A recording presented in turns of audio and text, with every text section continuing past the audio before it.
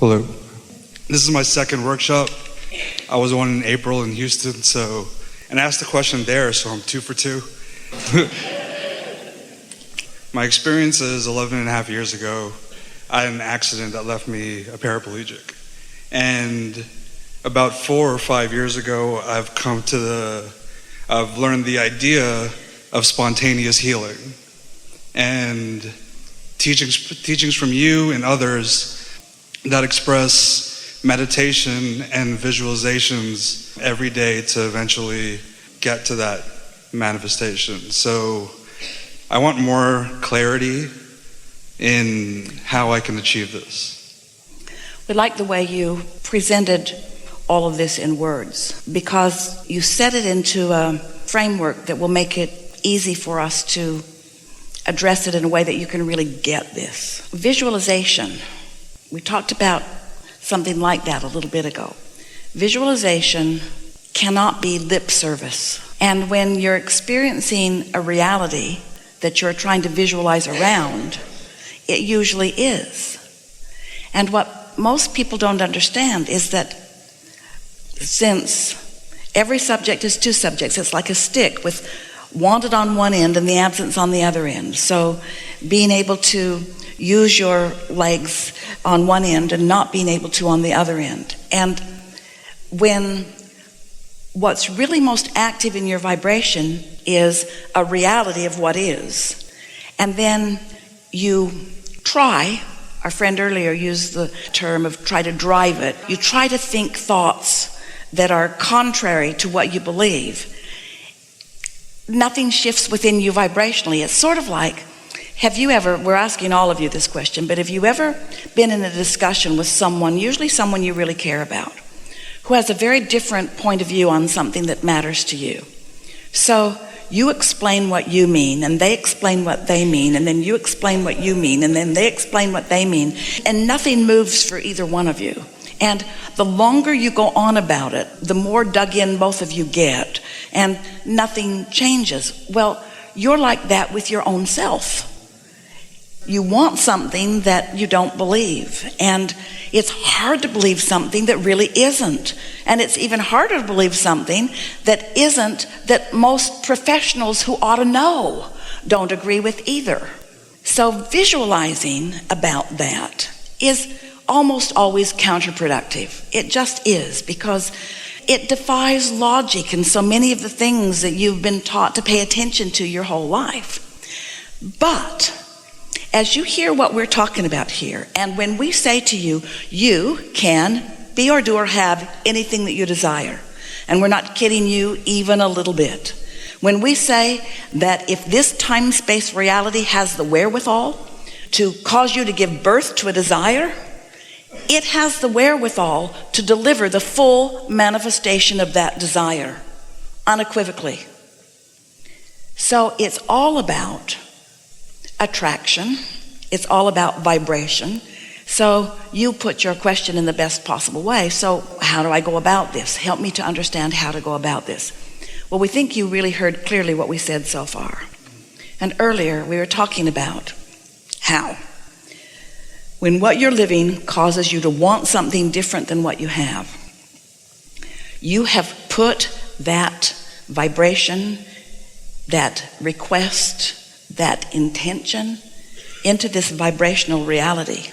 And the moment you did that, your inner being, who is not hindered by beliefs of the physical, your inner being saw it clearly and purely and unequivocally only as you desire it to be. There's no contradiction in the way your inner being sees this.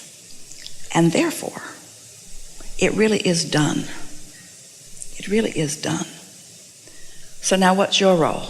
Your role is not to contradict with your reality what's done. And that's the tricky part, isn't it? Because reality shows itself to you in vivid ways. So you don't have to always be in that state, just sometimes. That's why meditation is so powerful, because during meditation, you will suspend those hindering beliefs. And you will, every time you meditate, you will allow the dominant belief, the dominant knowing that your inner being holds about that, you will allow that to be the dominant vibration. And under those conditions, it doesn't take much of that before the cells of your body, we are not kidding you, begin to respond to that, not contradicted this. So if you meditated consistently, and you've said, I've heard in your videos that you say maximum 30 minutes. Well, your mind wants to be active, and it isn't necessary to ask your mind to do something that it doesn't really want to do.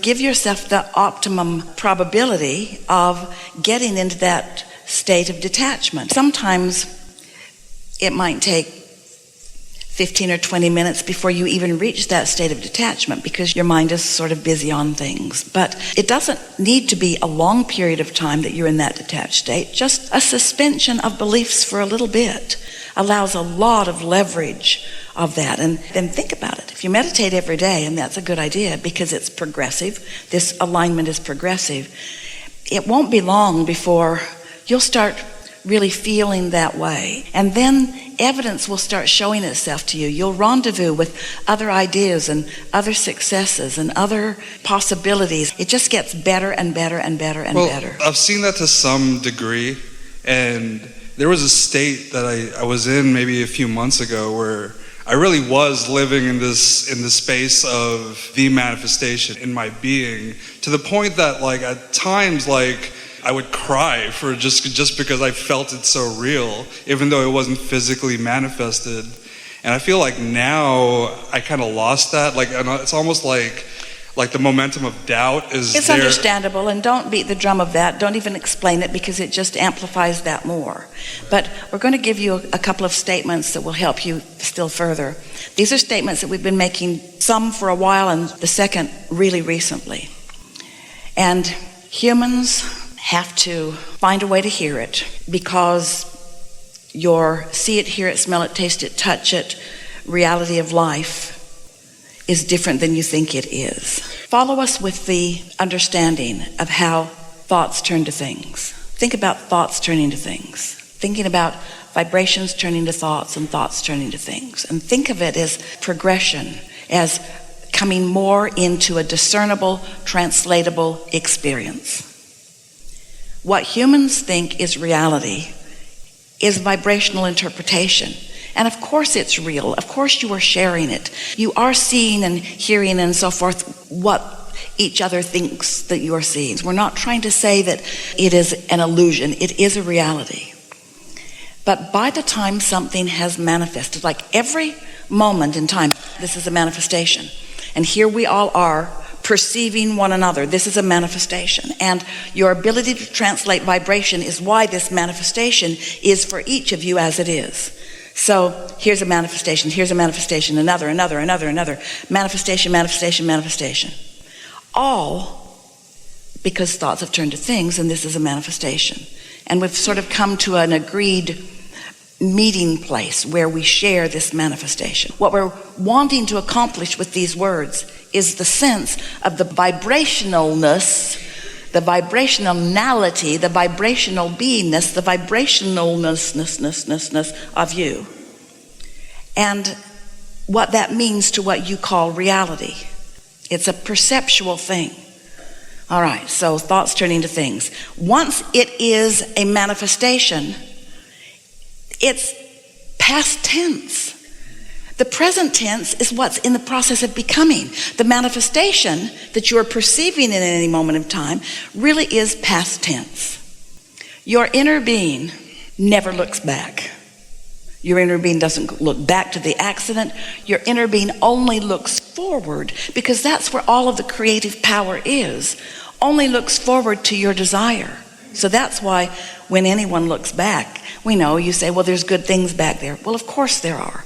But it's still back, and it's not as important. It's not as satisfying. It's not as fulfilling. It's not as rewarding. It's not as powerful. It's not as creating as when you look forward to what's in your vortex. So you all are going to be doing more of this as a result of these conversations, because you are, even if you're not consciously aware of it, you're feeling resonance with our explanation of who you really are and how it really feels.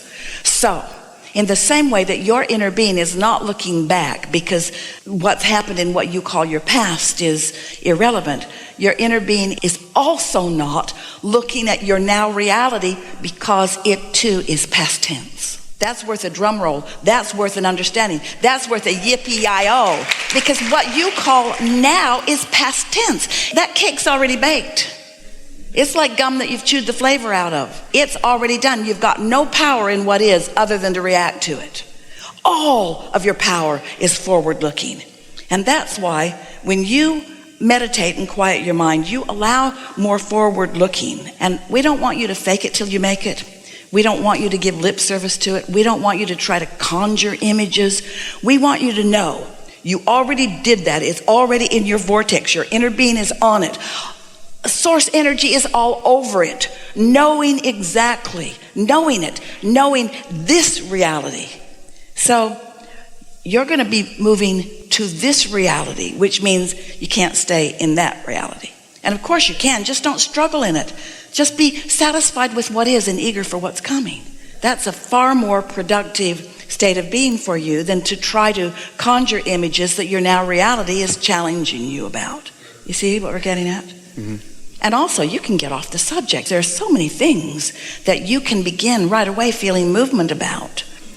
You're getting all kinds of insights about all kinds of things. And of course, that's what's most upon your mind, but it doesn't need to be. And after a little while, that will be sort of an irrelevant thing in the process of improvement, while you'll be fascinated with all of the things that your inner being knows about, all of the things that you want, and there are many, that will be taking shape.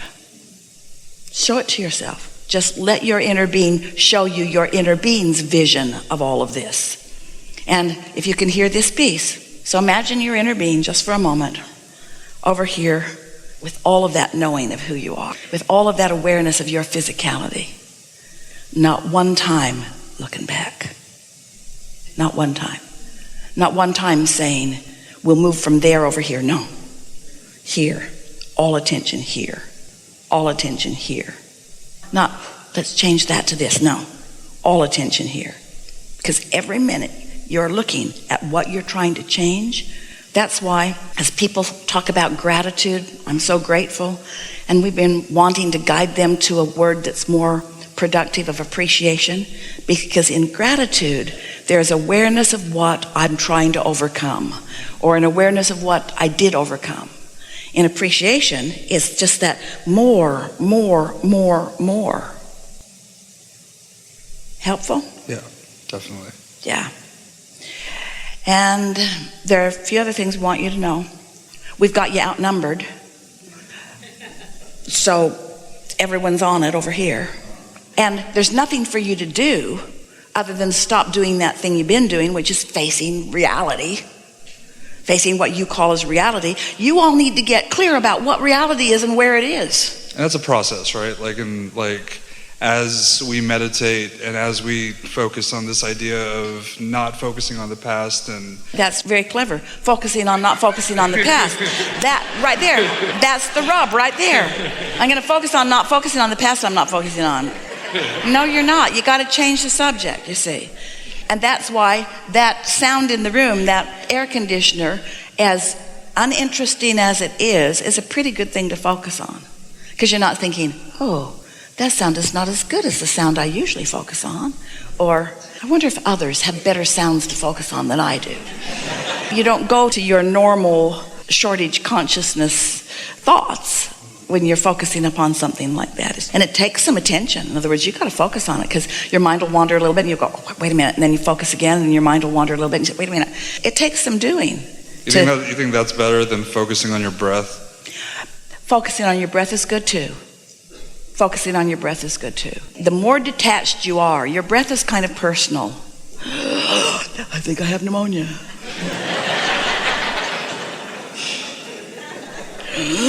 Hope I'm getting as much oxygen as I need. What if I hyperventilate? The sound in the room, it's less interesting. Gotcha. Really good. Thanks. Enough? Yeah.